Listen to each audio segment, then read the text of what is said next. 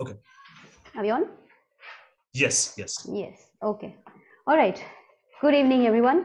Welcome to Writers at Work. We have with here today Mr. Vikram Chandra, who is our writer for the day. He teaches creative writing at the University of California, and this is perhaps little known about him, but he is also an independent software engineer and consultant. In the world of literature and film, Mr. Chandra is known for his novel Red Earth and Pouring Rain, his collection of 5 stories, Love and Longing in Bombay, and the feature film Mission Kashmir that he has co-written. Red Earth and Pouring Rain has won him the Commonwealth Writers Prize for Best First Book. Love and Longing in Bombay has won him the Commonwealth Writers Prize for the Best Book, and it has been featured in several notable book lists by internationally acclaimed publications like the New York Times Book Review, the Independent, and the Guardian. This novel, Sacred Games, requires no introduction because of the sensation that it has been as the first Netflix original series from India, of which Mr. Chandra is also the executive producer. His latest book, Mirrored Mind, My Life in Letters and Code, is a work of non-fiction released in 2013, and it has also been recognized by many publications among the best books of the year. Mr. Chandra, we feel greatly honored to have you here, and we are very excited for today's talk. Maybe not as excited as Nivid has been. So without taking up any more time, I'll hand it over to Nivid, who will begin the session for us. Thank you. Thank you for having me. Thank you, Shama. Thank you. Thank you so much. Mr. Chandra, once again, it's an absolute honor and pleasure to have you with us at IIT Gandhinagar. Thank you for accepting our invitation. Personally, it's an absolute honor to be speaking with you, sir. It has been a delight to be engaged with your work since my adolescent days. And I've been reading your work and I've been watching your work, and it's been an absolute delight to be engaging with it. So it is all the more a pleasure for me to be talking with you today, sir. My pleasure. Can I ask one thing? Can you guys just call me Vikram? Okay. I was just talking to my brother-in-law Vidhu yesterday, and that I mean it's fine, but you know, I think in India we have too much of this Sir and G culture. It's quite feudal, right? And among artists, I mean, I don't know what it means. Just because I'm older than you doesn't mean that I know more than you, right? And anyway, it makes me feel like one of those WhatsApp uncles, right? So let's just do Vikram. Okay, Vikram. Vikram, may I begin the conversation by looking a little into your past, into your early days of growing up? You belong to a family of some of the most eminent artists in this country. Your mother was a screenwriter. Your sister has been a director. Your other sister has been a film reviewer. Your brother-in-law, as you said, is also a film director and producer. And you yourself are one of the most celebrated authors of this country.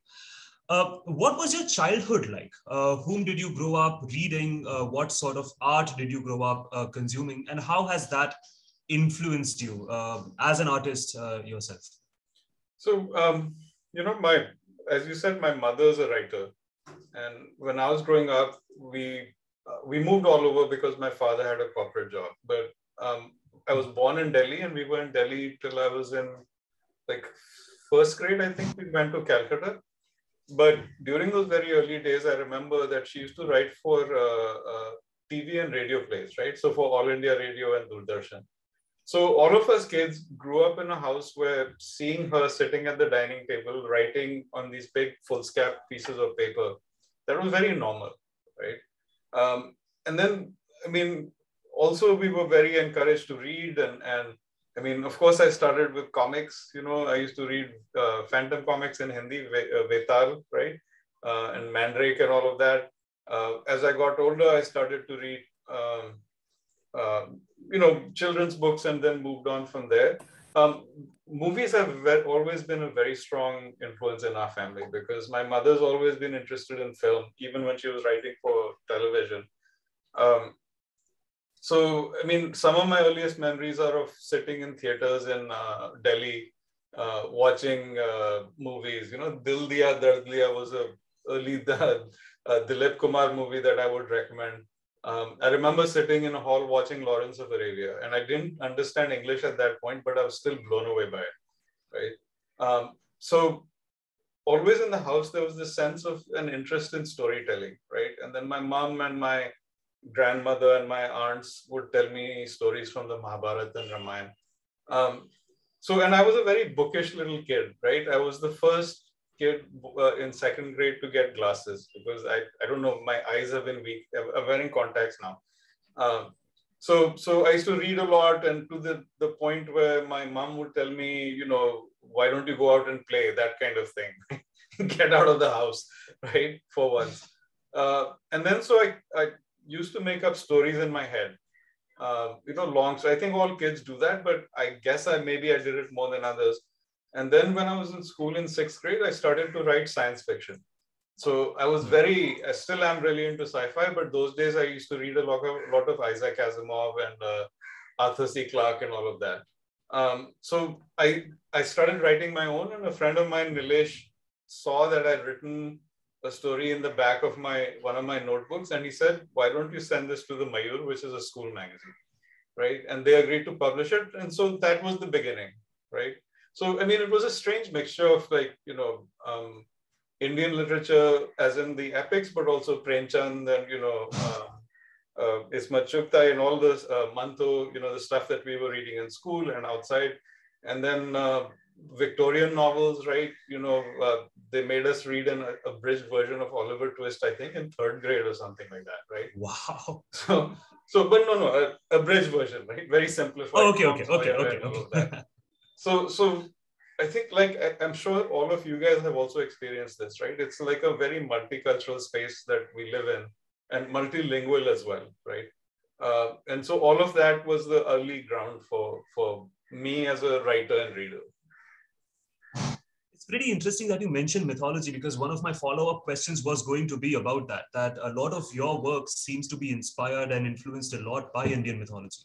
Yeah. I was reading Love and Longing in Bombay in order to prepare for this conversation, and I noticed that the chapters are divided, the short stories are divided as the four sections of the Indian pursuit of life, right? Dharma, Artha, Kama, and Moksha. And Sartaj Singh, one of our beloved characters from Sacred Games, actually appears in Kama, interestingly enough.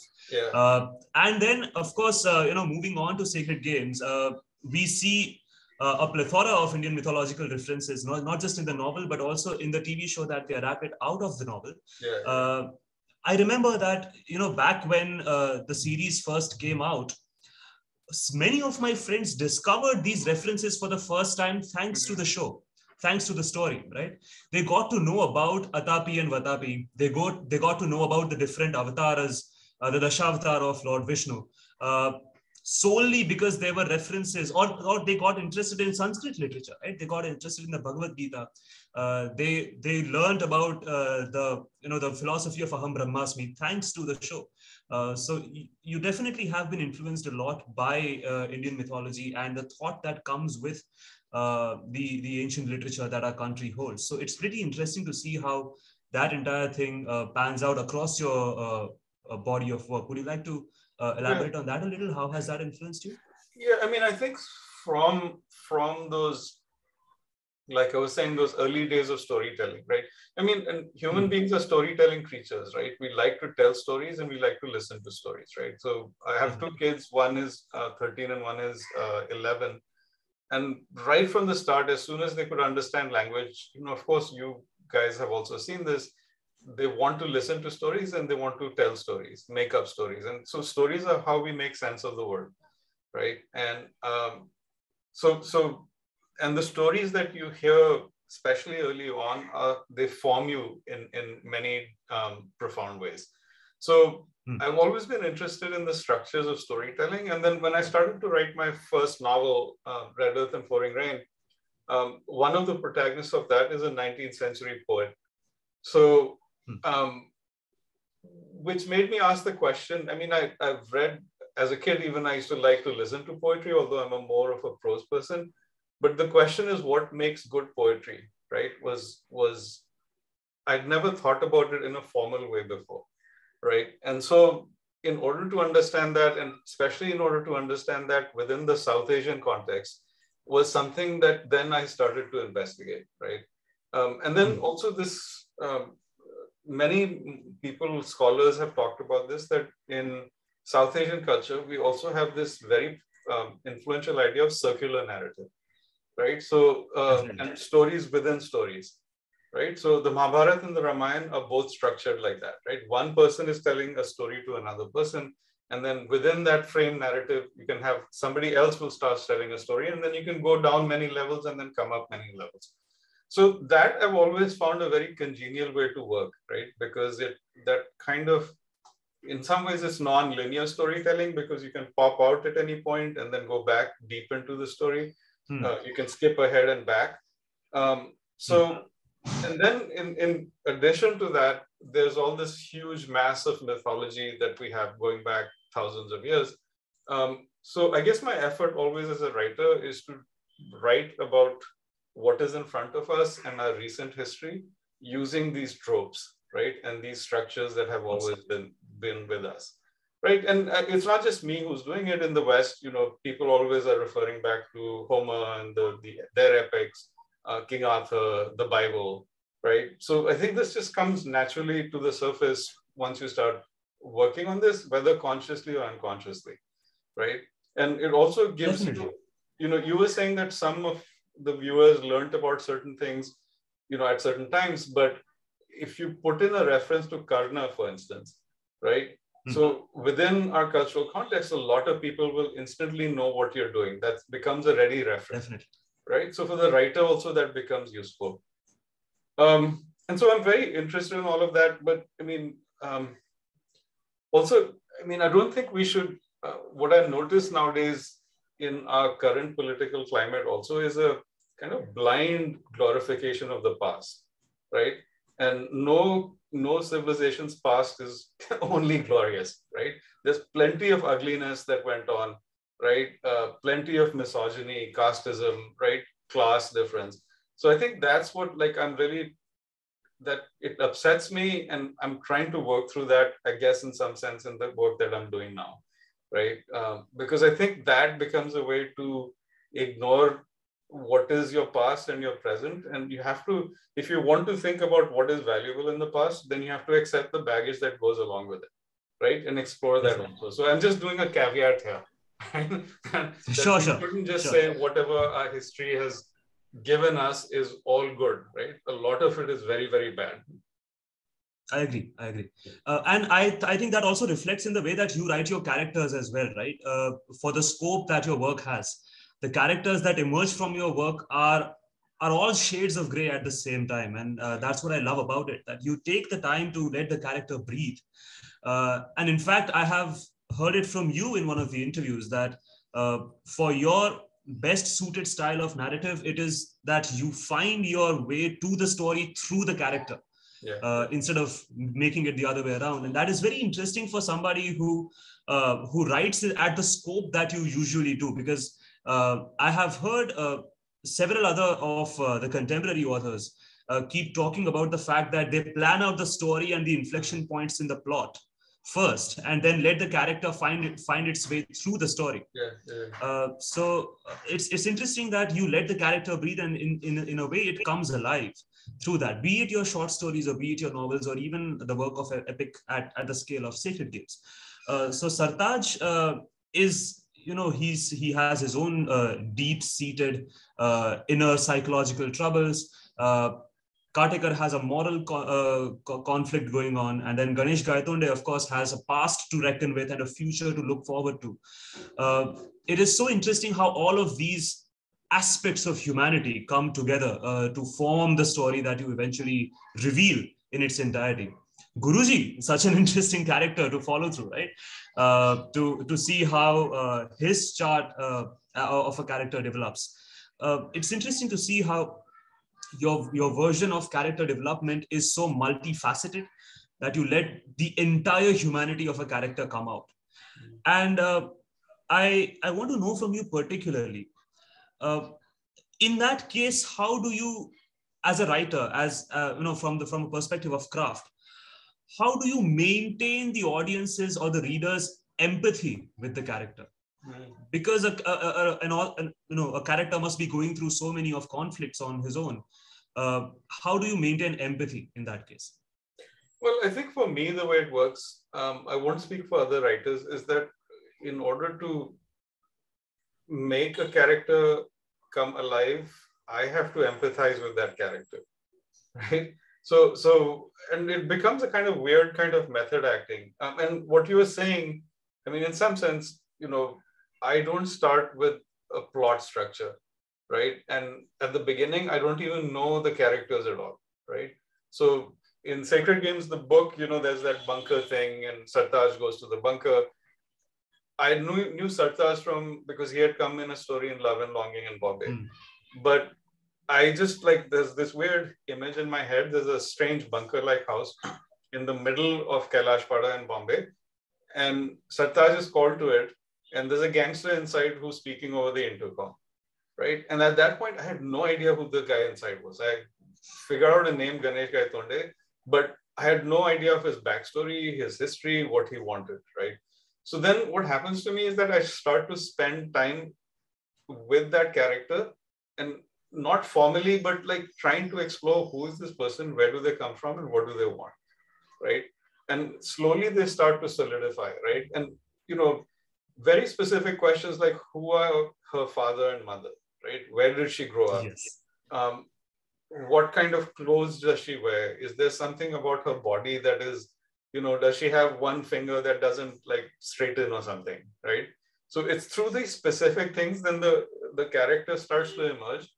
And then once you're doing that, naturally you form a bond with that character because they are coming out of you. But I should say also that in this sense, again, it's actually nice not to have complete control, right? So it's not as if you're taking a diagram and you're saying, okay, I'll adjust this. Sometimes the characters surprise you. And I mean this seriously, right? They suddenly flip, and then you see a side of them that you didn't know before, right? And then as a writer writing for the reader, then your job is how do you get this on paper, right? This knowledge that you have of the interiority of this person and a necessary empathy even for the worst person, right?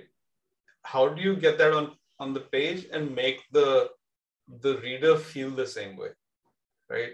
And so that's an interesting job. And when I was writing Sacred Games, I finished an early draft and I then gave it to my wife, who's then my girlfriend, and she started reading it. At some point, I'm sitting in my study. She comes out of the bedroom where she's reading it, and she said, "I hate you for making me like this guy."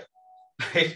And that was such a satisfying moment, right? Because I knew I'd done my job. Now, it's not to say, empathy and what is the word I'm looking for? Empathy and understanding doesn't mean forgiveness, right?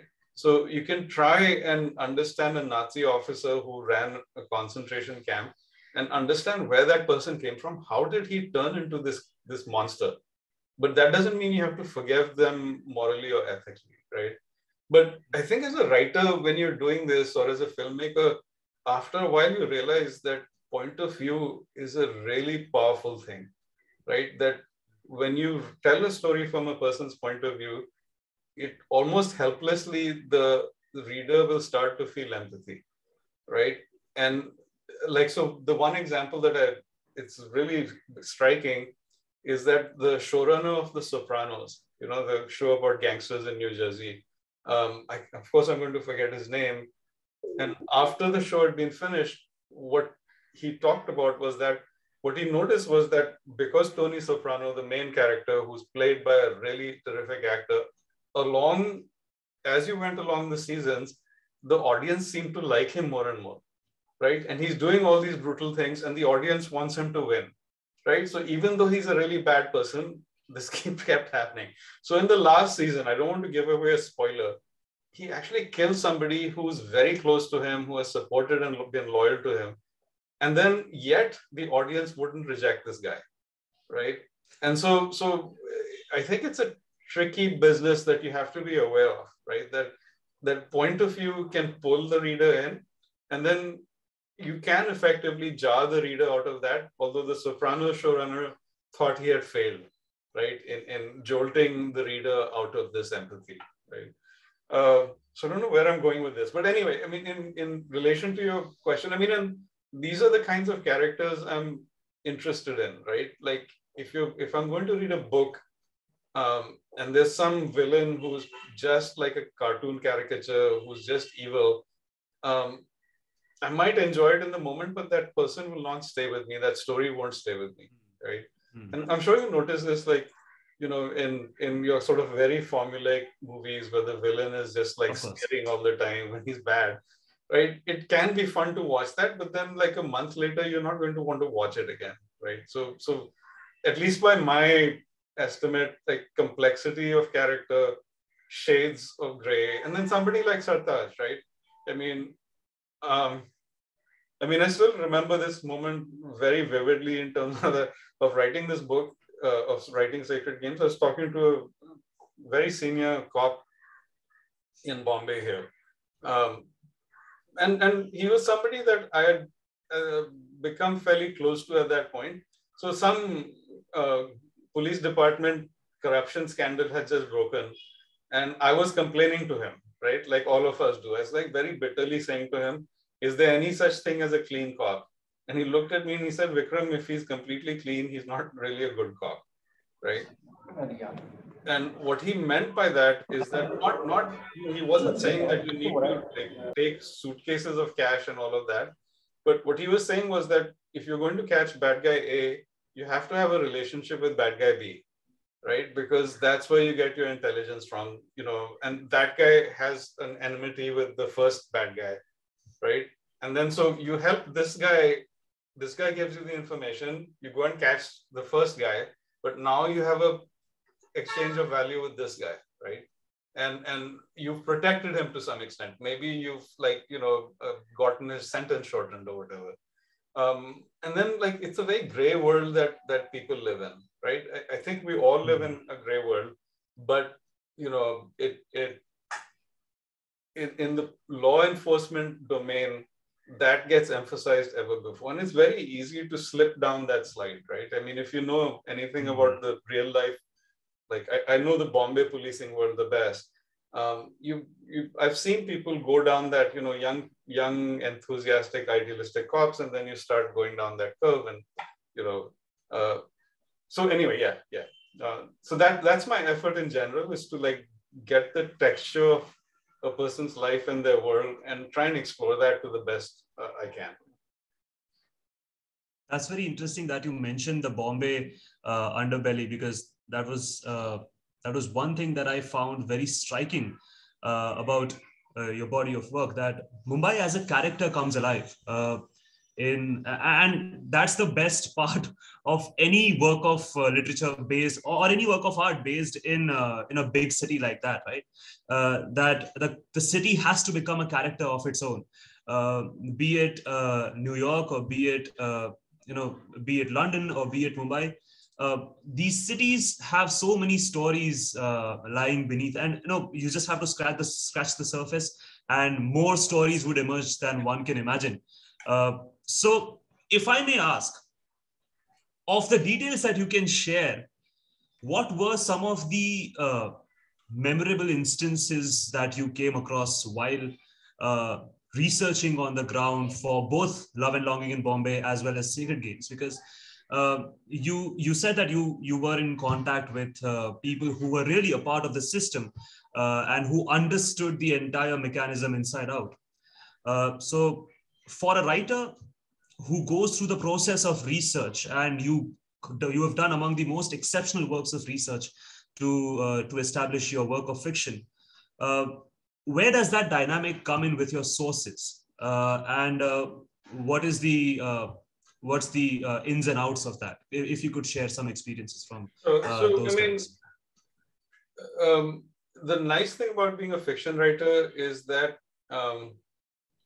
you can say, and I always was very careful to say this the first thing whenever I sat down with anyone, that I'm writing fiction, I will never mention your name, and this will never come back on you, right? So if you're a reporter, you can't do that, obviously, right? Unless you say it's off the record.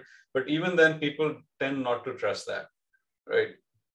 and also because so what often happens, and you guys are writers, one of the best ways to learn about a world is to go in and do interviews. Just get into people's offices, and you'll be amazed. If you ask, people are amazingly willing to talk, right? And once they start talking, everyone likes somebody to listen to their stories, right? And so there were moments at which people would be selling me something, and I would more than a couple of times, I've said to people, please don't tell me details and names, because I don't want to be responsible for this, right? Just because it's like some of it felt to me too dangerous to know about, right? Now, the other thing is that, I mean, what happens is at some point during these conversations, maybe the second or third conversation especially, the person stops telling you the story. They're talking to themselves in some sense, trying to make sense of their own lives, right? And that's a terrific moment, right? Because then you can just shut up. I often was just pretending to ask questions, and the conversation would flow, right? And then the other thing was that what you do, and I think this is very useful, at the end of one of these conversations, you always say, is there anybody else I can talk to, right? So if you can get introductions from one person to the next, that forms like a nice three-dimensional view, right, of what this world is. And then finally, in some moments, I think, I'm spending too much time on what you could call this field work, kind of thing. Maybe I'm trying to avoid the hard work of actually sitting at my desk and writing. But what I've always found useful is once you get into somebody's space, some environment, you can see what books they have, what kind of paintings they have on the wall. And sometimes, often what happens is that you notice things without knowing that you're noticing them, right? So I'm doing the research, I'm taking the notes, talking to this person. Then 3 years later, when I'm writing a scene, I just remember something odd, like a coffee mug they had on their desk, and that detail is what you end up using, right? So I at least find it very useful to be in somebody else's space, wherever they feel comfortable, right? And talk to them. And so I would advise you guys that when you're writing about anything, just go ask people and talk to them. And you'll be surprised, like I said, about how much they're willing to tell you. Oh, and one other thing I should say is that sometimes they're like clearly self-dramatizing, or they're trying to get themselves off the hook, right? So I once met, this was quite weird, this small three-person team of hitmen in a hotel in North Bombay. And there was one guy who was like very, very interesting in that, I mean, he was really bright. I think he was a BCom graduate. And I was talking to him. So I asked him, like, listen, the controller gives you a name and a place. You go out there and then you do this hit, right? So how do you justify this to yourself? Because you don't know who this person is. You have no enmity. So he said, listen, ऊपर वाले ने ये सारा drama लिखा है, उसकी मौत है और मेरे को करना है, right? So he was doing this Arjun thing, right? Like I'm just playing my part in Leela, right? Which it was marvelous, right? And so I ended up using some of that I think like some of that surfaced in the character of Ganesh Gaitonde and how he justifies himself, right? So, but when you're sitting there and you know somebody's lying to you, even their lies are interesting, right? Because then that becomes useful in your character making, in your understanding of the world that these people live in. Right? It's Ganesh Gaitonde in all senses. To me back then, I was studying literature, and when we were discussing characterization, and because Sacred Games used to be such a rage back then, the first season caught the country by a wave. We discussed this in class, and somebody from my class said that Ganesh Gaitonde literally embodies what one may call God complex, right? He literally embodies that. So it's quite interesting how one narrativizes one's own life And then as you said, right, perspectives matter when you are telling a story, and when it comes back to you telling somebody's story through their perspective, then they would of course narrativize their own life and keep themselves as the protagonist and everybody else as an antagonist. I mean, nobody thinks they're evil, right? Because they always have a justification for, this is why I do the things that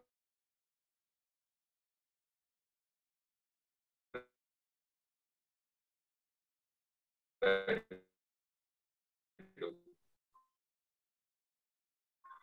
Right? I mean, and Gauli at that point just started. You guys know who he is? He was like in South Bombay near the mill area. He was a bhai, and he was one of Dawood's enemies. And he had just started to enter politics at that point, right? So I went and met him, and like with some of these guys like Gauli, they are, especially if you're in politics, they want to have, they have a darbar essentially, right? Where if you go, you will see like people waiting, and mother wants to get her son a job who's just graduated, somebody else needs money for medical treatment, right? So you go there and then you get called up. And so one of the things that he interestingly said to me, I was talking to him again, asking him like, these guys, everyone, the cops say you're a bad guy, but you have these people sitting and you're like a patron to them. And he said, look, there's an unfair system that was put on me. So I just started fighting because I had to become like a revolutionary, right? So this idea of the unfair system that makes me what I am, then I have to do what I'm doing to help my people to survive in this world and thrive in this world, is something that a lot of people, I think, have, right? And it can be on any side of any political question, any war, it's used to justify a lot of stuff, right? And so the people in the underworld and on the law enforcement side, they argue this, everyone argues this, right? The other guy that I met, Karim Lala. So Karim Lala was a very famous guy all the way starting in the 50s and 60s, right? So he came up at the same time as Dawood and not Dawood, Haji Mastan, right? And Karim Lala was this huge 6 foot tall Pathan guy, right? And if you've seen Zanjeer, the character of Pran, that character that Pran plays, and that is based on Karim Lala, right? Therefore, then they try to, Pran wasn't a very big man, but they gave him these prosthetic, shoulders, and they made him look big. And Karim Lala, again, he by this time he had become an elder statesman of the underworld, right? So if two parties were having a conflict, two companies were fighting with each other, you would go and have a sit down at Karim Lala's, right? So that's where you would try and solve your problem. Anyway, so I would go and meet him. His home was near Grant Road. And at some point, again, we're having the same conversation, and he pulls out this album in which he's got all these pictures. And then he starts showing me pictures of him with various politicians starting way back in the 70s, right? Including prime ministers and so forth. So he says, "Main kaise ho sakta hu bura aadmi? Ye sab jhoot hai." Right? Look at, this prime minister, this chief minister, I'm standing with them on stage. How can you say I'm a bad man? I mean, and at that moment, I was like, okay, you don't argue with that. You just listen, right? I can imagine how, it's a treasure trove of memories that you must have had from the time of you researching for Secret Games. I've also heard interviews of, some of your contemporaries, right? Mr. Suketu Mehta's stories of writing Maximum City are quite the same as well. The way that he documents the city of Mumbai. And I believe you have worked with him as well, right, sir? I've not worked with him on anything, but okay. my friend and philosopher through this entire journey, like going back to Love and Longing days, has been Hussain Zaidi, right? So, yes, of course. I'm sure you guys, some of you at least must know of his work. He's like an incredible crime journalist who has been working this beat like for the last quarter century. And Hussain is one of the people that Sacred Games is dedicated to, right? The other is my friend Anuradha Tandon, but without Hussain, I couldn't have written that book. So a lot of these meetings, or these conversations came about because of Hussain's introductions, right? So if you want to read a good, like long-term non-fiction version of this aspect of the city, I would recommend very highly Hussein's work, right? Dongri to Dubai and so forth.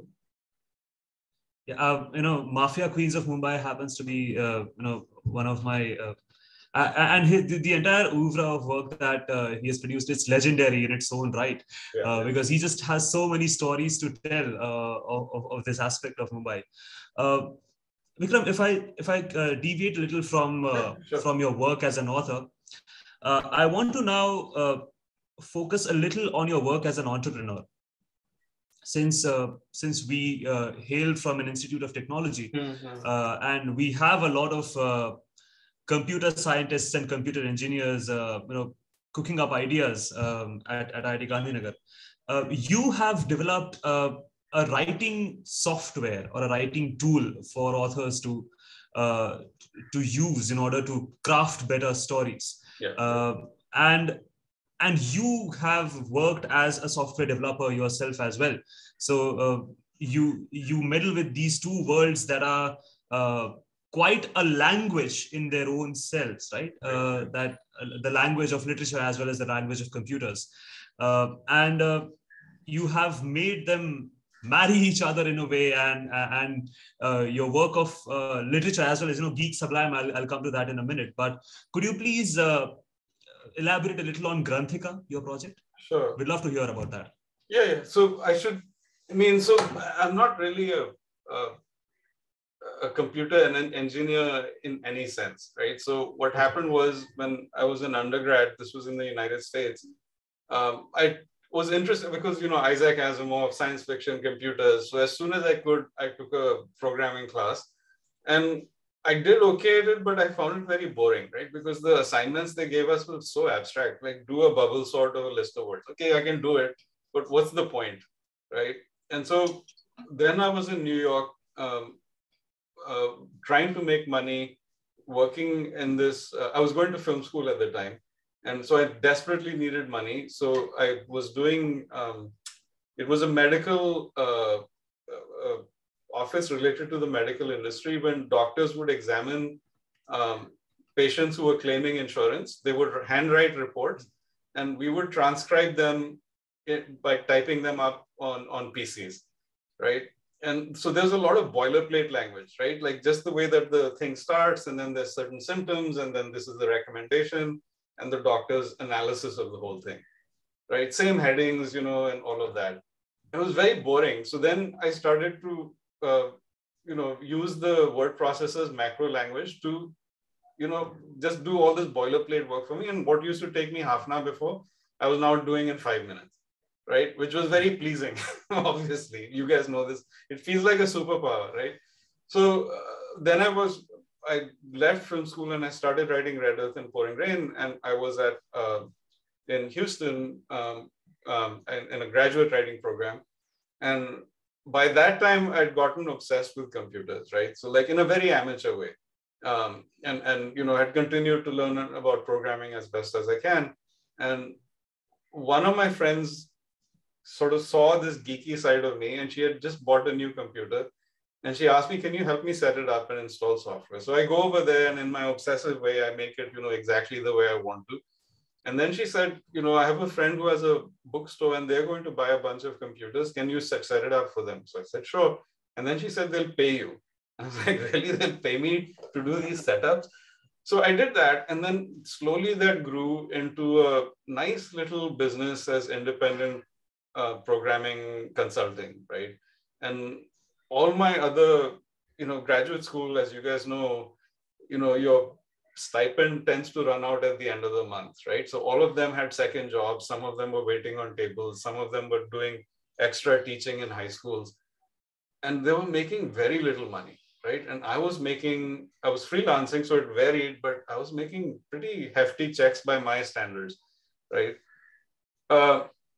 Anyway, so then after that first novel got published and I got a job teaching writing at George Washington University in DC, I gave up doing the programming, not because I didn't like it anymore, but as you guys know, it's easy to write a program and install it. It's the maintenance and the support that really kills you, right? When they call you at 2 o'clock and say, something's gone down and we need you to fix it. So I didn't want to do that part anymore. So, but I kept writing, obviously. And then by the time I was writing Sacred Games, since it was my third book, I knew, at least for myself, that how difficult it is to keep track of people and locations and events, especially events, right? Because you have a timeline. And pretty early on, I knew that Sacred Games was going to be a biggish book with like a 60-year timeline, right? Going back all the way to partition and independence and coming forward to early 2000s. So I thought, okay, somebody must have written software that helps writers keep track of all of this, right? And so I started to look around, and amazingly enough, nobody had, right? And so it was baffling to me. And then what I ended up doing for Sacred Games was that I was in Tel Aviv on a book tour, and I just happened to run into this Israeli writer who wrote thrillers. And we both started complaining about this, right? Like, how do you keep track? And in thrillers, it becomes very important, right? Like sometimes minute-to-minute timeline has to be kept. So he said, you should use Microsoft Project. I don't know if you guys know Microsoft Project. It's a really ugly looking thing that people use, if you're doing a large scale bridge construction or something. So you have materials, you have people, stage A has to be finished before stage B can start. So what it lets you do is to keep track of people and locations and time in a connected way. So I ended up using that. And I got through it, but it was obvious that it was really bad, right? I was just twisting this thing for my purposes. So after Sacred Games was finished, I was taking some downtime. So then I thought, okay, I should go back and try and hack together something of my own. Why has nobody done this? And so then after I started like researching that, and you guys know this, attaching knowledge to text is actually a pretty difficult problem, right? And people have been trying to do it since the 70s, right? So, and I'm telling you stuff that you guys already know, so forgive me, but the trouble that you run into instantly when you're doing that is overlapping ranges, right? And so what happens is that XML, all the markup that we use usually in XML is tree-shaped, right? And so you want perfect trees inside other trees, right? But text doesn't work like that, because I can say that, this sentence is this long, this half represents one event and this half represents another event, and the two things overlap, right? And as soon as you start to do that, it starts to get really clumsy, right? There's a text encoding initiative that's been around for a while. And because of all these complexities, I think the last time I looked, they had 400 tags, right, to do all this stuff. So to make a long story short, what we ended up doing was essentially treating text as a graph, right? So if you imagine each word or each even letter, although we're not doing that, as a node on a graph, right? Then you can attach metadata to it in the form of another graph, right? So you're just layering graphs over one another. So essentially what we have is a knowledge graph integrated with the text, right? And that sounds, it sounds easy to say, but I was very lucky to find a genius type co-founder, Boris, who could actually implement this, right? So the way the software works is that, you have one tab on which you're writing your manuscript, and then across the top, you have other tabs, right? And those are locations, people and events, characters and events, right? And so as you're writing, you can do it as you're writing, or you can write your, 2 pages for the day and run NLP over it, and it'll find all your characters, events. And if it doesn't recognize something, it'll try and suggest, that do you want to create a new character based off this text? So what you can do with that is that since it's a knowledge graph, you can jump from your text to an event, from there to a participating character. Then you can see all their like notes and stuff, and then you can come back to the text, right? So I've been using it to write the work that I'm doing right now, and it's really makes my mornings a lot happier, right? Because now I'm not nervous that 2 years later, when I'm coming back to do another draft, if I want to see, you know, okay, I mean, you guys are writers, and if you're working especially on longer text, at some point, this sounds really stupid to say, but you start thinking about, okay, what color was these guys? I know I gave this guy's eyes a color, but I can't remember what color they were, right? And then what you do is then you have to do, like in a traditional thing like Word, you have to do a search, right? For Control eyes F, or and then you blue will. or something. and you run across all this stuff that you don't need to, right? So, I mean, for me, sometimes I spend, like, I do a lot of research, as you said. So I can spend half an hour looking in my note-keeping program for 2 years back. I remember marking this and making a note, but where's this paper note, right? So that's the problem we're trying to solve, right? Essentially, like text and data and not text and knowledge as one integrated thing. Okay, that sounds really fascinating. While I was reading about Granthika, first of all, I was so grateful that something like this exists. So on behalf of all the writers struggling to keep track of their work, I genuinely, sincerely thank you for solving this decades old problem. That something like this has been bugging writers for generations. And that has now come to a point where people can efficiently maneuver around their texts. At this point, I would like to ask the audience, please drop in your questions for Mr. Chandra in the chat box so that we can ask him in a couple of minutes. We are going to wrap up this conversation and we'll move on to your questions, and I'll be delegating your questions to him. So if you have any questions for Vikram, please drop them in the chat box that we can have a good amount of time interacting with him based on your questions as well. Thank you so much for that. Vikram, now yes. Sorry, this is Manish Jain. Has been an enlightening conversation. I'm just wondering the kind of questions that I have, and I don't think I have a writing software. So we'll take a long time to write the question. So if you can permit, maybe people can. That's ask. Okay. Okay. Just keep your hands raised, and we'll come to you to ask that question. Would that be okay? Okay. All right. Thank you. So Vikram, just to begin back onto your journey as a software innovator, and how has that influenced your writing of Geek Sublime? Geek Sublime, I love the thesis because it has married both the world of tech as well as the world of languages and our literature. Where did that idea germinate from, and how has it surprised you in ways that you were not expecting throughout the writing process? So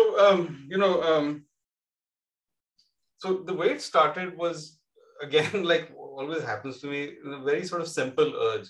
So the work that I'm working on, I'd been doing it after Sacred Games came out, and I got stuck, right? And not stuck in that horrible writer's block kind of way. I'm touching wood right now. But just sometimes what happens is I get to a point in the narrative and I don't know what's going to happen next, right? And then I just have to wait, right? And walk around and watch movies and listen to music. And then at some point, the solution will come. And this time it seemed to be going a bit long, and I always have wanted to write an article for the general reader about the culture of programming and programmers, right? Because there's, like any other profession, there's a you have your own heroes and heroines and villains, right? Your own history and mythologies, right? Of who was, programming way back when, Lady Ada and all of this stuff, right? So I just want to write, I thought, okay, I'll write a short, like maybe few thousand-word article that will get published in some glossy magazine. And the place where I started with is that you guys probably know about Paul Graham, right? He's he's a kind of old-timey, like a programmer who's done really well in Silicon Valley. And he now runs Y Combinator, right? Which is, you can get, it's a VC arm, and they're especially interested in funding startups. But he also fancies himself as a painter, right? And an authority on painting.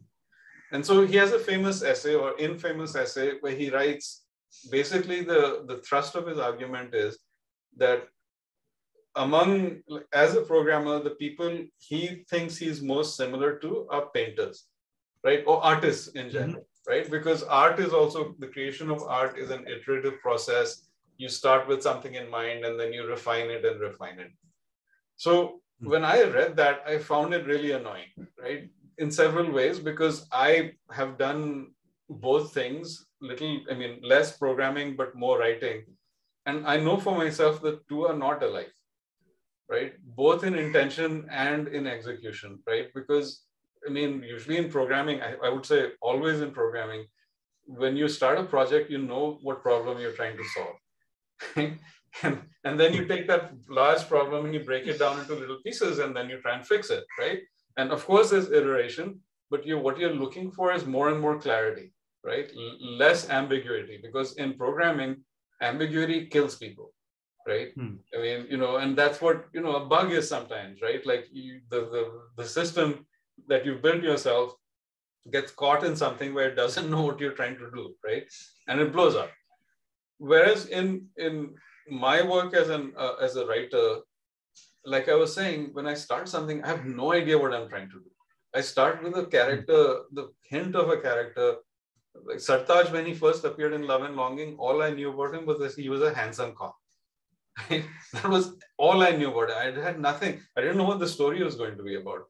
So, so that was where it started. And then as I was writing, it kept getting longer and longer. The book did, the essay did. And at some point, my wife said, do you realize this is not an essay, it's a book? So that became a kind of like, oh, okay, now what am I doing? I need to think about this more clearly, right? And then again, within the Indian tradition, there was a couple of things that linked up in my head directly to this.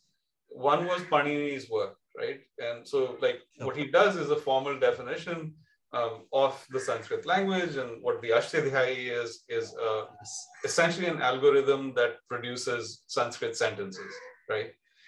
And so what was interesting is that within that tradition, despite the formal clarity of the language, right?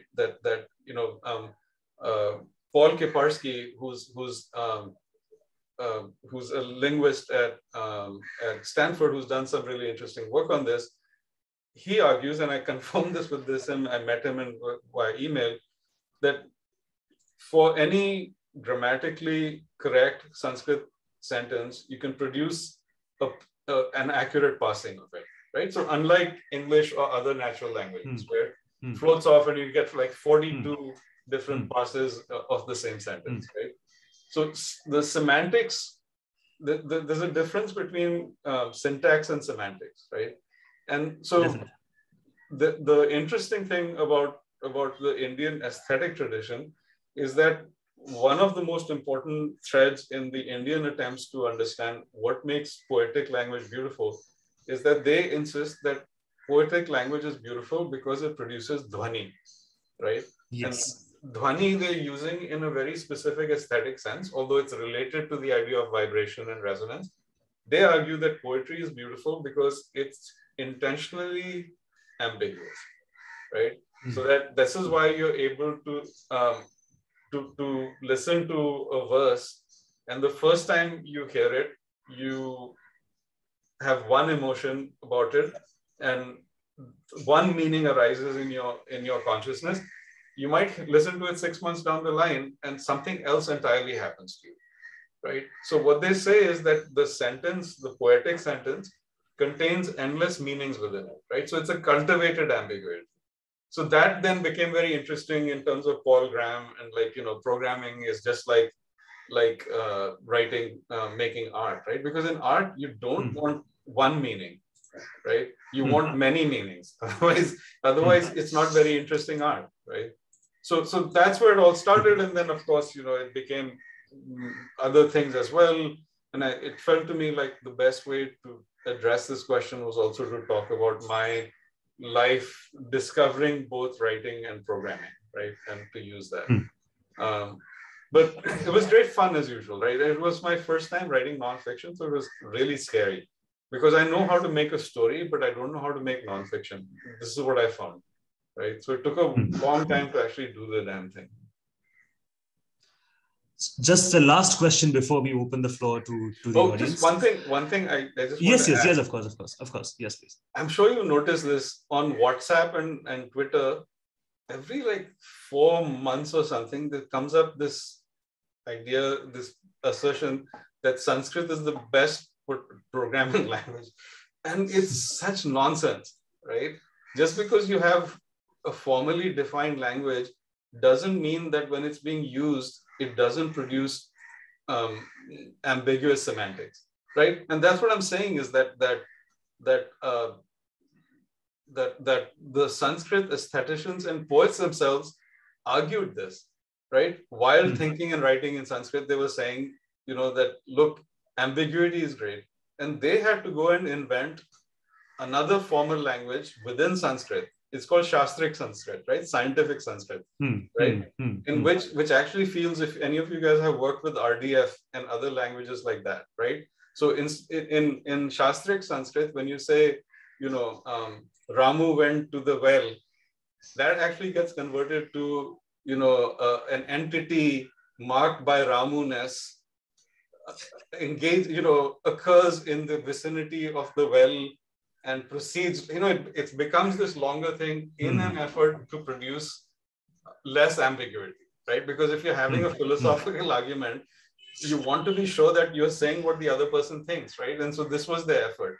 And it's a fascinating part of the Indian tradition that people they realized about how ambiguous semantics in language can be, even in a formally the thing. And they had to get one step further, actually. So if you see that on WhatsApp or Twitter, please yell at them, right? Because, and it's always like there's one, they say, well, NASA, it's being used in NASA. No, it is not. And the reason that it goes to this is that there was a consultant named Rick Briggs way back, I think in the 60s, who worked at NASA. And he wrote a paper about Shastric Sanskrit, right? Not spoken or aesthetic or literary Sanskrit. He said he was trying to tell people in the West about this. So first of all, he didn't work at NASA.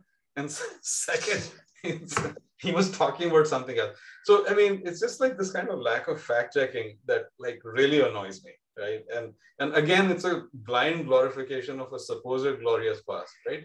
You don't have to make up these sort of stupid stories about the past, right? There's plenty to be thankful for, and there's plenty to be ashamed of. Like history always works like that. That cannot agree more.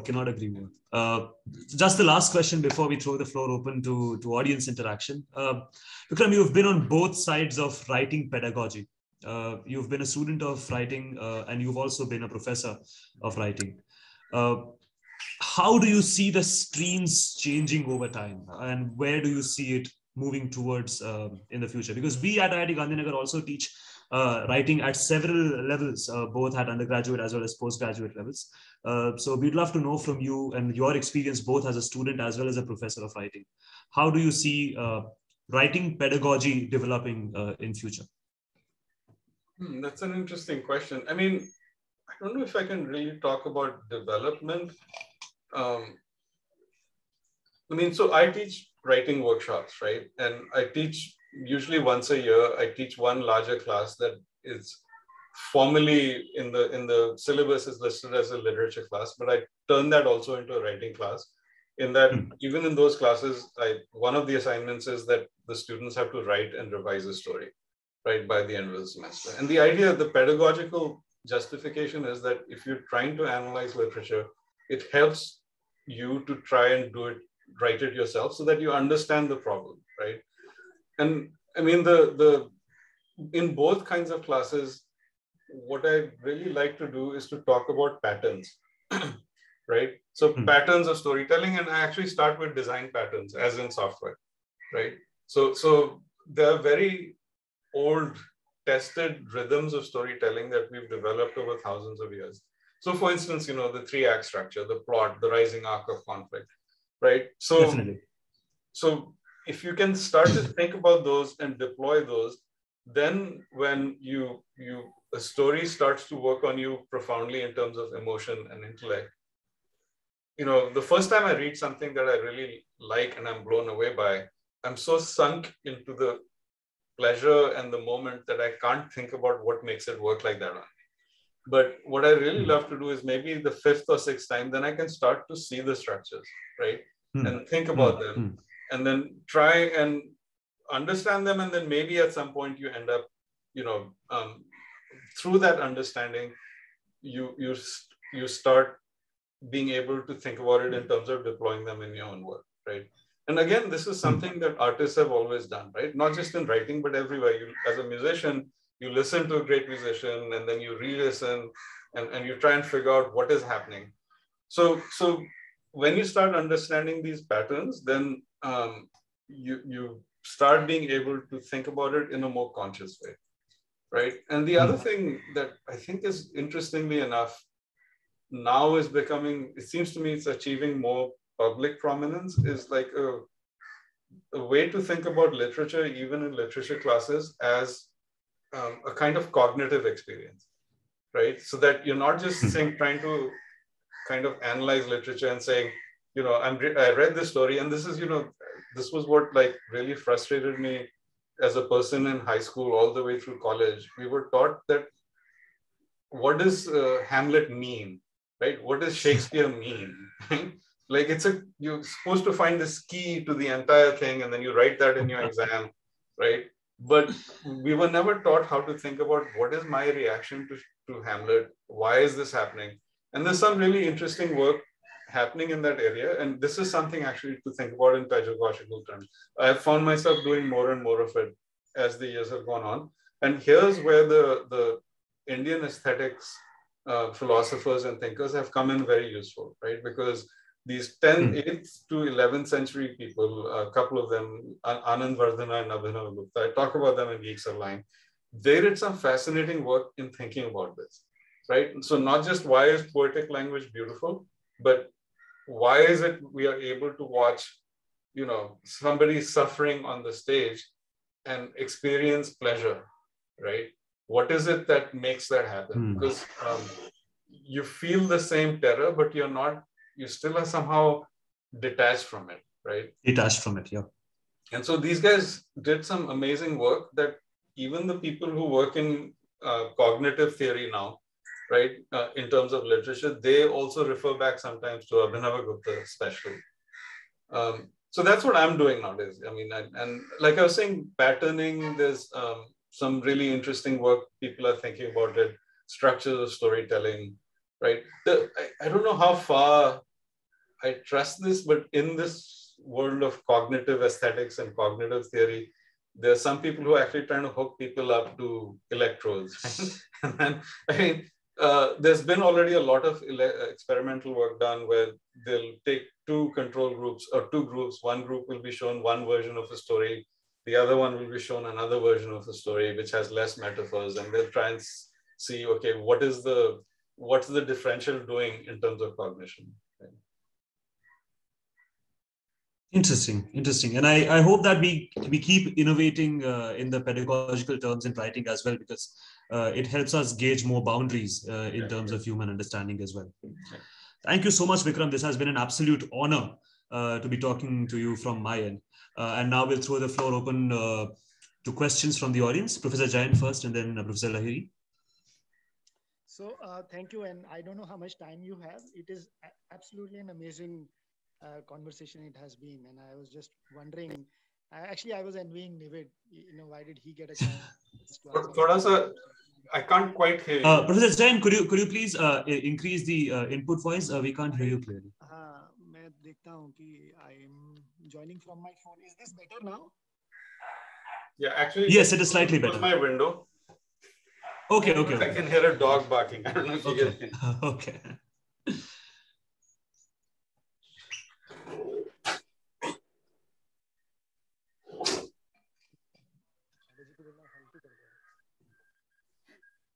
Okay.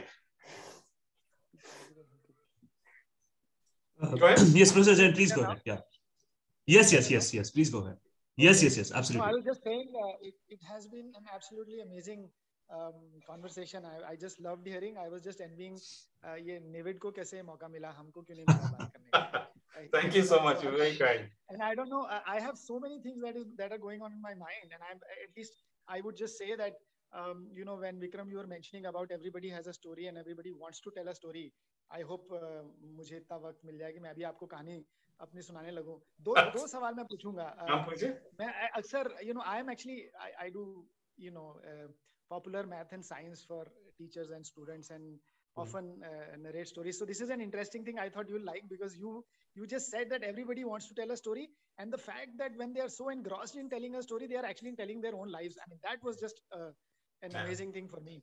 And वो आप देख सकते हो, आप कभी भी 3 tyre में सफर करोगे ना, तो वो सफर जो है वो सब, everybody is telling you a story. आपके बगल में बैठा हुआ है, वो आपको सारी कहानियां सुना देगा, कितनी बीवी, कितनी बच्चे, there is no privacy. ऊपर से बाद में नौकरी भी मांग लेगा. उसके अगर so but the contrast is in the second AC. You go in second AC और सब लोग ऐसे बैठे रहते हैं जैसे घर में कुछ हो गया. I can never figure out why. Just a contrast of one bogie to the other. But what I was going to say was ask you specifically 2 things. One was this, this thing about, maybe you can just elaborate on that. I keep hearing these ads about some software which says, it'll help you write essays that inspire. And, that's their tagline. I forget which company it is or what software that is. And, Gramify or Grammy. It's Grammarly. Grammarly. And, if somebody tells me that a machine is telling me how to write an essay that will inspire, it just immediately it's very cringy. It's, if everybody is writing an essay that machine is writing, then, might as well, not do all of that. And that is what I was just, so that is my, what are your thoughts on that? I mean, and the other, thing about,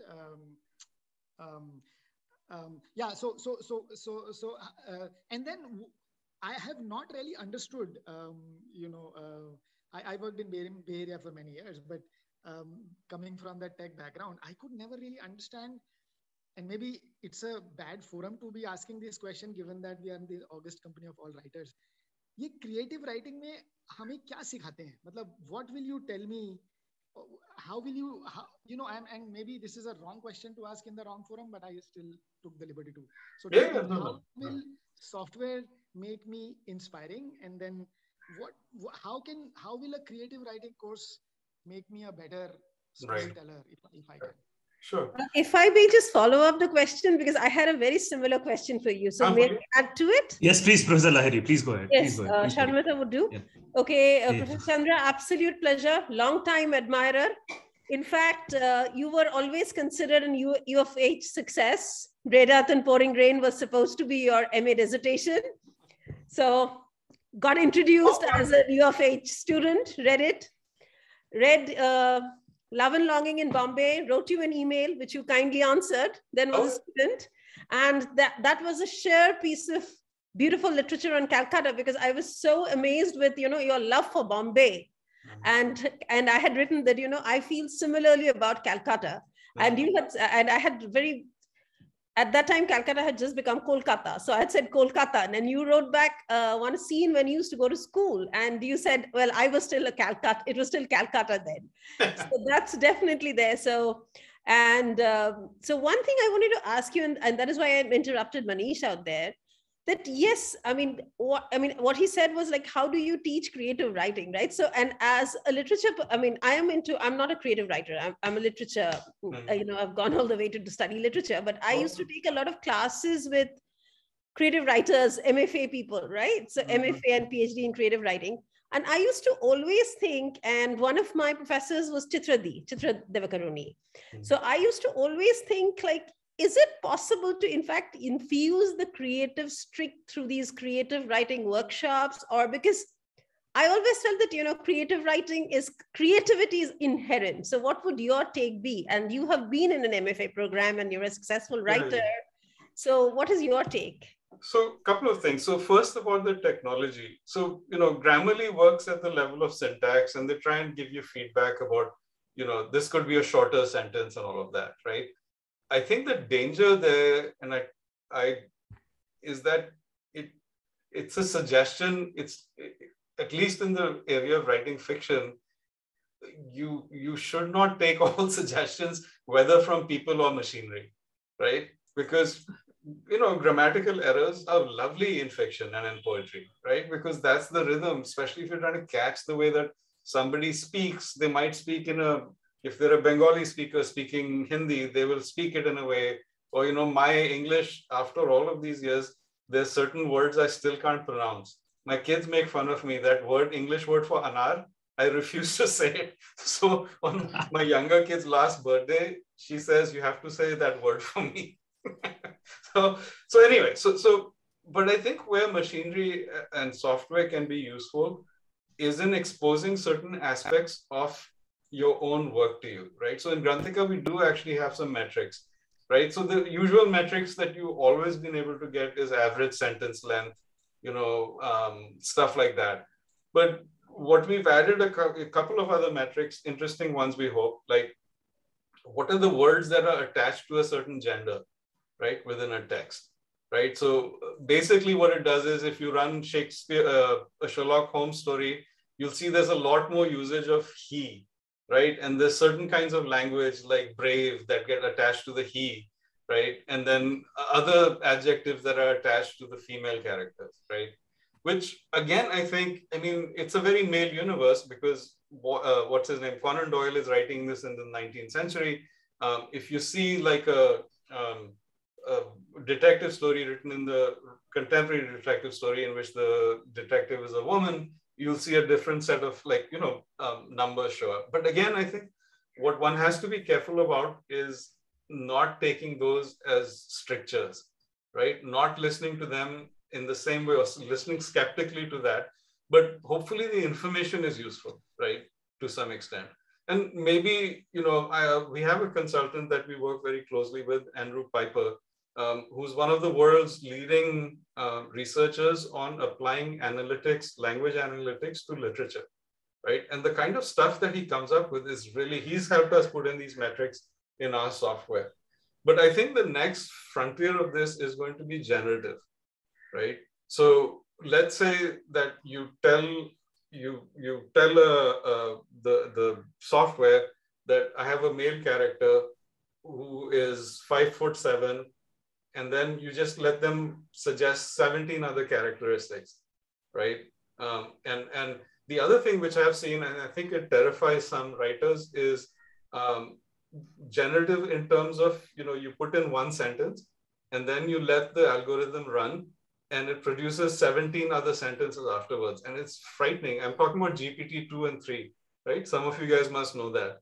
How scary and evocative and weird it gets, right? So one of our plans in Granthika is that you give the software, like one of the things that I always run into, I want to have similes and metaphors, but I want to have ones that are fresh, right? So let's say I give the software, tell it, he has, he's as brave as a lion. That's about as cliched as it gets, right? And then let it generate other metaphors on the basis of that, right? And see what happens. And maybe out of 50, you'll find 2 that are useful. I know people, friends of mine who are already using that in their software, in their writing, right? So it feels like an unfair advantage, I guess, to the non-techie writer, right? You're cheating in some sense. But I think it's coming, and we are not going to be able to ignore it, no more than we are able to ignore software like word processors and dictionaries, right? I don't know about you guys, but I always used to worry, I still do, about like, is my punctuation correct, right? So now if it's telling me, then I still look it up and sometimes I ignore it, but it's kind of nice to be told you have an extra comma in this, right? I don't mind saying that at all. Okay, then I'm going on too long about this. About how does one teach creative writing? So literally, I'm going to start my workshop for the spring semester in the fall, in next week, right? So the first thing that we'll do is we'll start reading, right? And there's this whole, I guess, and there's actually a lovely book by Francine Prose called Reading Like a Writer, right? And what that means is that you don't read just as a receiver, although that really never happens, but you try and think about what you're reading in an analytical way, right? So again, it's mostly, it's a lot about cognition and being aware of your own cognition, right? So that, okay, I felt this scene really moved me to tears. right? Then you start analyzing, I mean, down to sentence and word and the rhythm of paragraphs. What was it that made me so affected by it, right? And then what we do is then we write, we come into class and we sit around, one student or two students will hand around copies of their stories. We take those home, we think about those for 3 or 4 days for a week. We mark them up, we do a very fine line edit. And then at the end, we do an editorial note, right? Which is just like a note that one might get from an editor at a publishing house or a magazine, right? This is what's working about the story. This is what not working about the story. And here perhaps are some methods that you could make the story be closer to what you want it to be, right? So then we come in to the workshop, we talk about it for half an hour, 40 minutes, each student's story. And so what the student walks away with is a big pile of 15 closely marked up manuscripts, right? They take that home, they read that, and then again, very critically, you can't make art by committee, right? You have to listen to the reader who is in resonance with what you're trying to do, right? So that reader then, if they're pointing out something that makes sense to you, then you start to edit the story. And writers and artists have always done this, right? Even before the system of the workshop, right? Of the formal academic workshop, you had friends, there's stories about like some young writer bringing a poem to Kalidasa, right? And Kalidasa is like playing, I think the idea is that he's playing, what is it called? Indian version of Shatranjo, pre-Shatranj, Chaturanga. And without looking, Chaturanga, he tells him to take out one bindu, right? And suddenly that verse becomes perfect, right? So this idea of like going to other people, asking them for edits, this has been around for a long time, right? And the whole thing of the, in music and in writing, the relationship with the gharana, right? Where you become part of this environment and where other people are working at the same things that you're trying to do. And in that mutual conversation, you do it. And then, like I was saying, once we start reading, then one of the things that I like to talk about early in the semester is the structure of plot, right? And there's a very this plot you'll see, plot structure you often see in Hollywood films and in TV shows. If you start watching even a series, each episode will be structured like this. There's, you start at 0 level of drama and tension, and then the conflict starts, the antagonist comes in, and then there's a rising arc of conflict, right? And then the point at which the conflict has to come to some kind of resolution, victory or defeat for one side, that's the climax. And then there's a sort of falling moment, right? The resolution. And in a series, what you always do is you leave a question at the end, because that question, damn it, I need to switch on, watch the binge. This is what Netflix and Prime experts are doing. This is why you stay awake till 3 a.m. in the morning, right? And so when you're working, even in that, like the movie environment, when you do the rough drafts of the episodes and you send them to the channel, the executives there will come back to you with notes talking specifically about this, right? Using a specific kind of of thing, right? The middle of the second act sags a bit. You have to do something else there, like raise the tension there, right? And then the whole writer's room will gather around the table and we'll all talk about, okay, how do we do this, right? Movies works the same way. In fiction, I mean, the nice thing about writing literary fiction is that you don't have this pressure to make it only one thing, right? The formulaic thing. But even in what you're always doing is playing with received structures, patterns, and using this pattern language to produce unique work every time, right? And you can see, even when there's something as formulaic as what the 3-act structure I've just described, in the hands of an expert writer, a good artist, it can just resonate, right? And then the other part of, I completely agree with you that I don't think you can teach talent, but you can teach craft, right?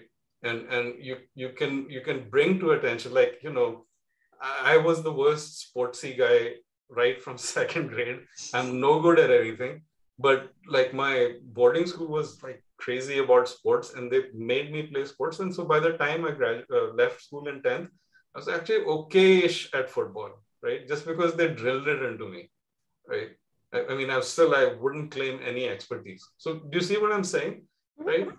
And so I mean, and all kinds of artists have always done this, right? Painter studios, right? The idea of like the musician going to the ustad, right? And like those legends about the ustad makes him or her wash dishes for a year before they take them in, right? And then they teach them, right?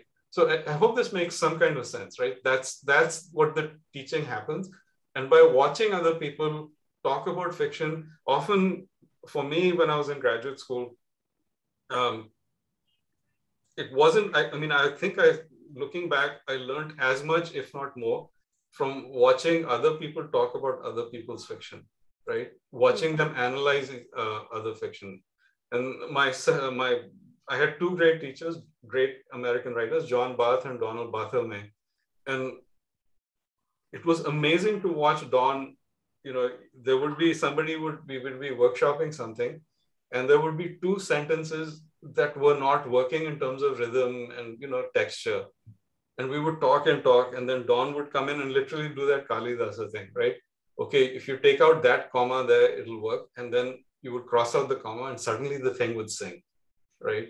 So watching a really person who's good at their craft, who's an expert like that, watching them exercise that kind of close vision, right? And many years of expertise and practice, that teaches you a lot. Right? Thank you. If I have time, can I ask one more quick question? Quick question, Professor. Quick question. Yeah. Yes. Because I have one more question to go to from the chat. So that's okay.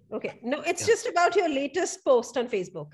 Okay, you said you're enjoying doing your research, and because the process of creating is more painful than doing research. So how painful is the creative process? Because of course we all know that creation and pain are interrelated. And I just saw that Facebook post of yours yesterday. God, it's so, I'm sure there are writers somewhere in the world who enjoy, they really get into it. But I think for a lot of us, you wake up in the morning and, so you have this feeling, this vision in your head that you want to get on paper, right? And writing each sentence, trying to find that emotion is very hard work, right? It just feels like, it's hard on the level of craft, right? Which is actually okay because you can work at that. But there's a weird cognitive split. And I talked about this to some extent in Geek Sublime, that, or in Mirrored Mind, that you have to be both the creator and the receiver at the same time, right? Because you're writing, you're making the brick, you're laying the bricks, but then you're trying to think about what the bricks look like from the other side, right? So you're neither here nor there, right? And so that thing, and writers like to complain a lot. I have a couple of pages in Mirrored Mind where I go on and on quoting people, right? So my friend Bob Haas, who's a great American poet who used to teach at Berkeley, I like his line. He says, what is it? Not writing is terrible. I'm mangling up this quote, but anyway, not writing is painful. Writing is painful. The only satisfactory state is just having written, right? Which is just lovely and true, right? When I finish my 400 words in the morning, then I am completely happy and relaxed. But the actual act of those 2 hours of writing those 400 words, most often for me at least, it just is hard work, right?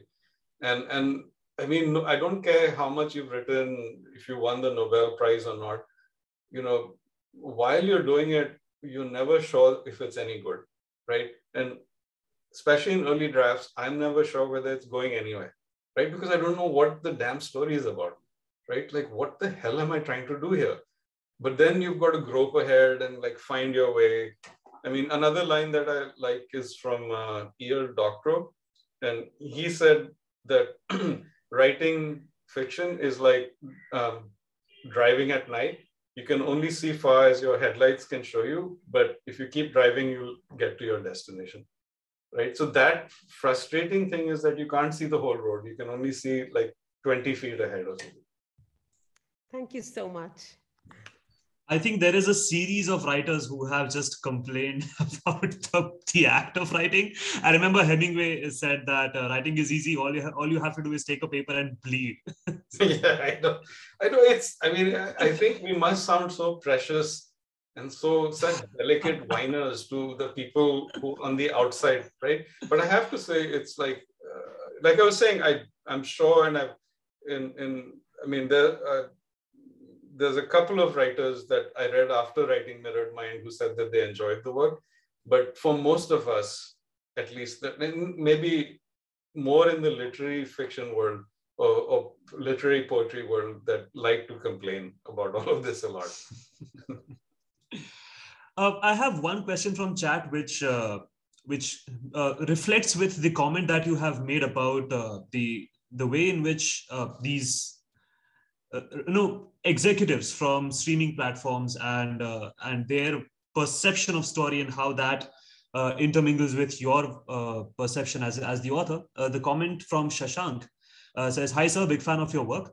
I wanted to know, when the screenplay of Sacred Games was being written, what limitations were there from Netflix production team, and how the screenplay writers worked out the final screenplay, and what was your reaction to it?"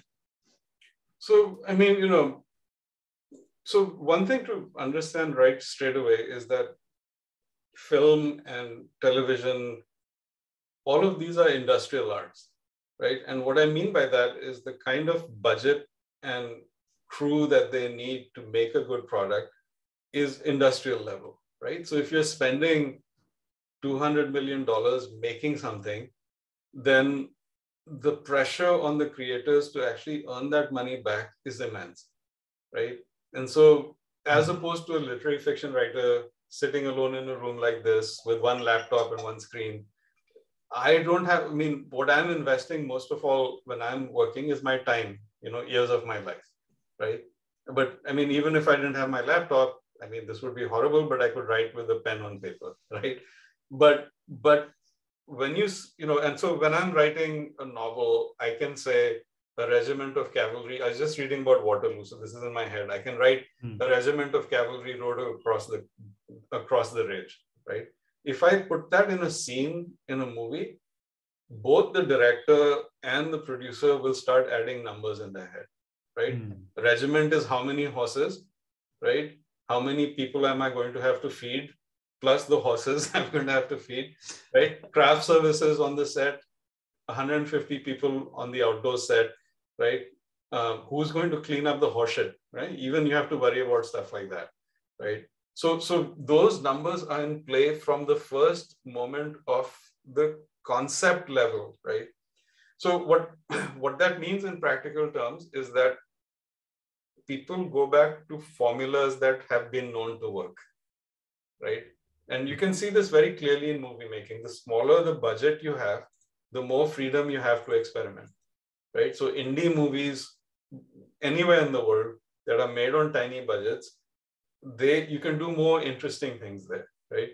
If you put Hrithik and Salman in a movie together, right, and you're paying them each 40, 50, I don't know what they're taking nowadays, crores, all of a sudden, those numbers mean that you have to go closer and closer to what has been known to work, right? And so what happens, for instance, with Netflix, the other thing to realize about the technology of the streaming platforms is that they have the most accurate, widespread corpus of information about reading, watching habits ever in the history of the world, right? So think about it. You start watching a show. They know down to the split second which episode you switched off on and you didn't come back to that show, right? So in many terms, even as you're using, if you think about the way that an episode of a series is constructed in terms of introduction of conflict, rising arc, tension, something gets resolved, but a question is left for next time. Those are very traditional structures. You can see those also in Victorian novels.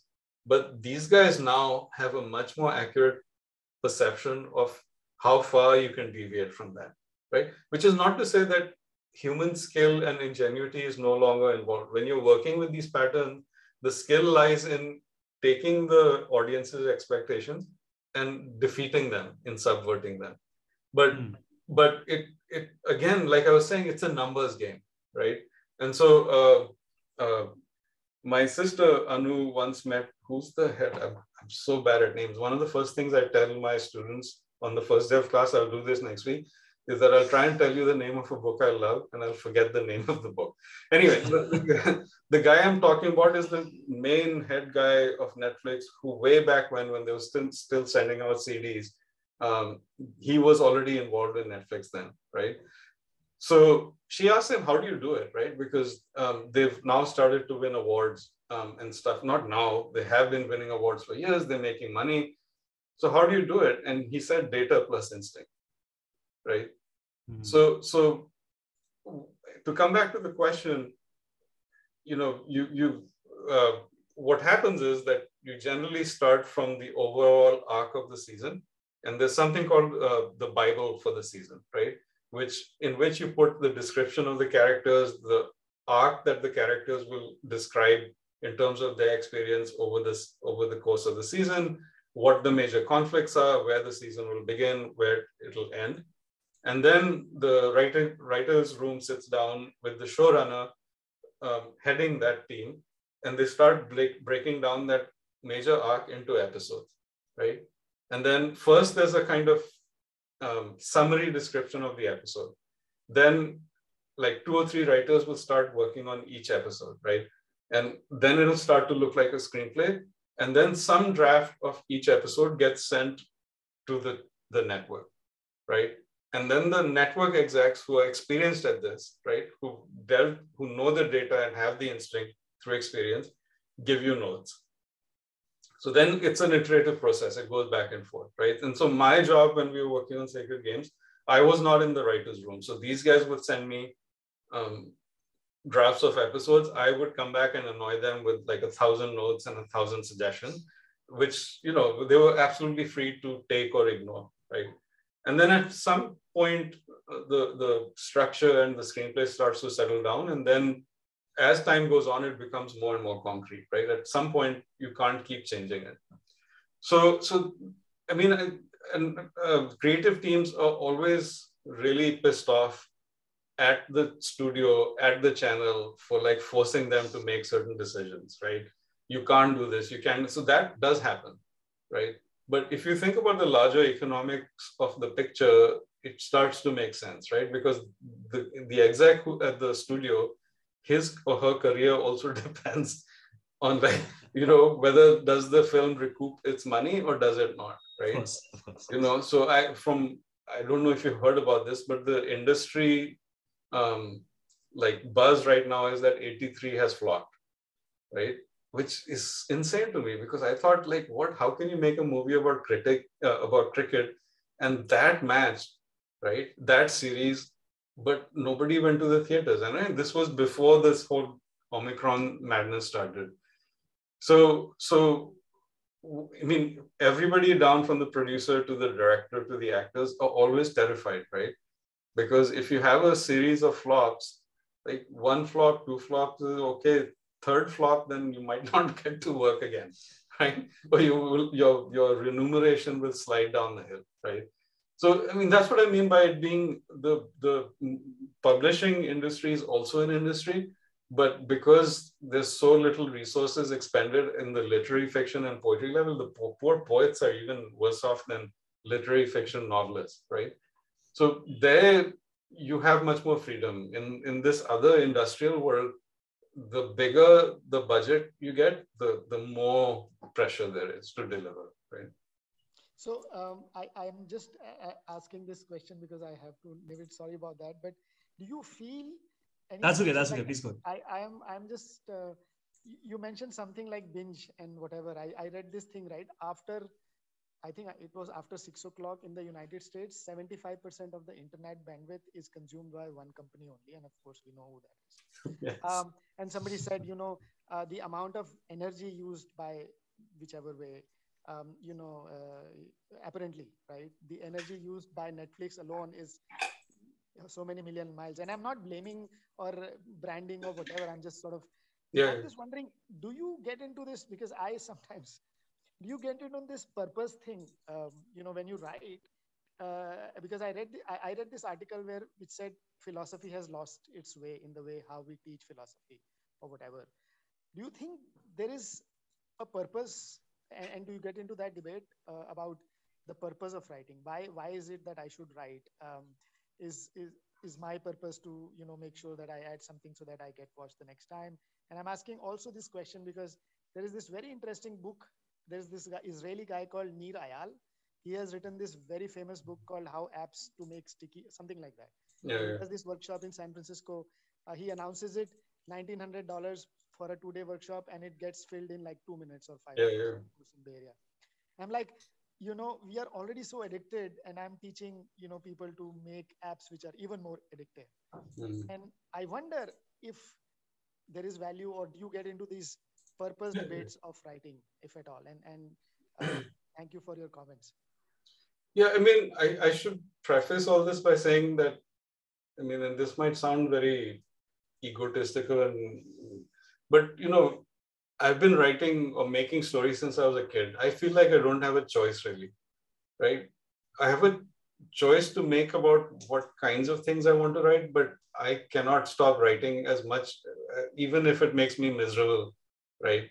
So for me, it's a compulsion, right? But I do agree with you that, I mean, also we've been talking about storytelling as a good thing, right? But storytelling also is a way to move millions of people into genocide, right?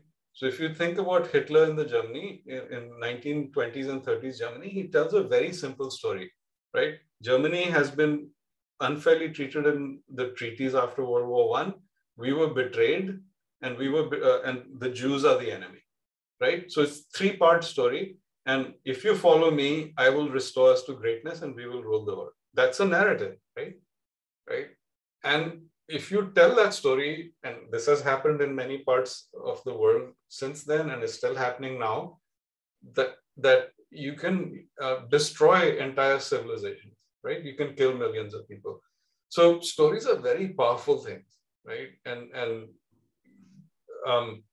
So I'm always thinking about, like, there's like storytelling for business, right? I mean, a friend of mine, Akash, and I, again, Papi paid ke liye, but we've talked about like trying to think about storytelling in that space, right? If you think about a pitch deck, right? If you're a software startup, it's a story, right? What do? You present a problem, user problem, right? Then you do total accessible market. And this is our solution. This is how we'll make the user happy. And then if you give us money, VC, please give us money. This is the heaven that will give you billions of dollars, right? That hockey stick growth, right? Very simple story, right? But again, I mean, and I have to say, I was recently doing an event for Berkeley in New York. And I don't know where this came from, but I sincerely believe this to be true, that I used to think that the film industry was the one industry in which there was the largest amount of bullshit in the world. But since I've gotten involved with the tech industry in San Francisco, and I think the tech industry has far more bullshit. So I agree with you, right? What are we doing with storytelling? How is it deployed, right? And this thing about, I tried to stay away from Twitter for years because I knew it was going to be a time suck, right? And it's such a perfectly deployed thing about short-term adrenaline endorphin bursts, right? And the idea of getting many likes, more likes, and now we've attached money to that, millions of dollars, right? Influencers. But finally, I gave in because it was too useful a tool, right? I can follow the top writers and people who think about storytelling in the world, and I can have a direct conversation with them. And so I finally had to get on Twitter, but I realized what it's doing to me, right? And there are teams of very, very smart people, like you said, who are thinking about how to do that more to me, right? So yeah, no, I'm not an idealist about the power of story in the world, right? And maybe I think what I think we need perhaps also education now that we live in this world about how to think of public narratives like that, right? How to think about when can you actually trust it? Like both in the United States, you guys saw what happened the Trump election, right? Again, a very simple message. And now this vaccine denial thing, we don't trust the scientists anymore. It's mad, right? And you can take hatred and now you can amplify it a million times, right? Like WhatsApp is like, it's, to me, it's insane, right? There was, I don't know, maybe I shouldn't talk about this, but I'll tell you in very vague terms. There was one thing that I saw like 3 or 4 years ago. There's two people who are having a quarrel in public in an Indian city, right? And somebody on Twitter posted that the woman in question is somebody who happens to be a friend of mine, right? And I was like looking at that and saying, no, this is not my friend. This is not that person. And then I go to sleep. I'm in the United States. I wake up the next morning. Somebody has forwarded that video clip into my WhatsApp group for my batch from high school and has named that person again, right? So within one night, the entire globe is thinking that my friend is the one involved in that public quarrel, right, on a street. And then I could like try and tell people in my group, like, this is not that, but it's out of control already, right? It's gone. So I think you're right. I mean, I think about that. I don't know how to react to it in writing terms. I don't know if I ever will, but I think there are people making fiction about this, right? And trying to think about it, not just like in terms of, and in movies also, I've noticed that this aspect of it is showing up, right? What was that British show, Black Mirror? Right? Have you guys seen that? Black Mirror, yeah. I would recommend that. It's very clever and interesting in how it tries to think of these issues. Thank you so much, Vikram. Thank you so much for interacting with us, and thank you so much for your time as well. Because we've overshot the limit that we promised you. But thank you for staying with us and answering all our queries and questions and curiosities so diligently. We are so grateful for your commitment to us, for this evening. Any parting thoughts that you would like to leave us with? I mean, you're all writers, so much happiness in your writing. May the words come smoothly without too much misery. and I mean, finally, I'll just say that just keep writing. It's even if you write like I do, I write very slowly, 400 words a day, and you don't have to do it every day. But if you do it consistently enough, amazingly enough, one day you will have a complete manuscript on your desk, right? Which is the most amazing thing. So just keep working and stay safe. Thank you, Vikram. On behalf of thank you, Vikram. On behalf of my colleagues at the writing studio, Professor Juyam Kim, Professor Leslie Lazar, Shyama, and Monal, who are all here, I would like to thank Vikram for his continuous and consistent engagement with us tonight, and for sharing all his wisdom and insights about writing and about life. It was a genuine delight and pleasure and honor to host you at IIT Gandhinagar, Vikram. Thank you so much. Thank you so much for being here. It's been a delight. Thank you. Take care, everyone. And yeah, thank you, everyone. I'll see you. Bye. Thank you, David.